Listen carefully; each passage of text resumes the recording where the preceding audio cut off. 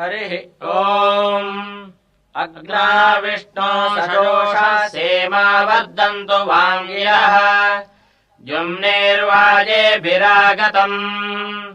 वाजश्च मे प्रसवश्च मे प्रयतिश्च मे प्रसितिश्च मे धीतिश्च मे क्रतुश्च मे स्वरश्च मे श्लोकश्च मे श्रावश्च मे श्रुतिश्च मे ज्योतिश्च मे सुवश्च मे प्राणश्च मे पानश्च मे व्यानश्च मे सुश्च मे चित्तम् च महाधीतम् च मे वाक्च मे मनश्च मे चक्षुश्च मे श्रोत्रम् च मे दक्षश्च मे बलम् च मवोजश्च मे सहश्च म आयुश्च मे जरा च म आत्मा च मे तनुश्च मे शर्म च मे वर्म च मेऽङ्गानि च मे स्थानि च मे परोगुंषि च मे शरीराणि च मे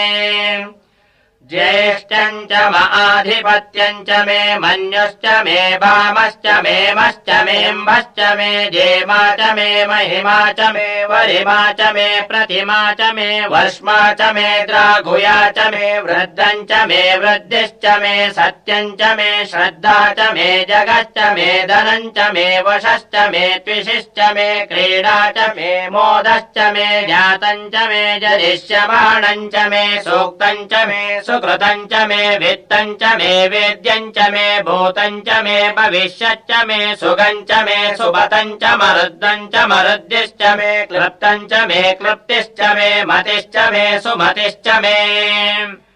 शञ्च मे मयश्च मे प्रियम् च मे नु कामश्च मे कामश्च मे सोमनसश्च मे भद्रम् च मे श्रेयश्च मे वस्यश्च मे यशश्च मे भगश्च मे द्रविणम् च मे यन्ता च मे धर्ता च मे क्षेमश्च मे धृतिश्च मे विश्वम् च मे महश्च मे संविच्च मे ज्ञात्रम् च मे सुश्च मे प्रसोश्च मे सीरम् च मे लयश्च मरुतम् च मे मृतम् च मे यष्मम् च मे नामयच्च मे जीवातुश्च मे दीर्घायुत्वम् च मे नमित्रम् च मे भयम् च मे सुगम् च मे शयनम् च मे सूषा च मे सुदिनम् च मे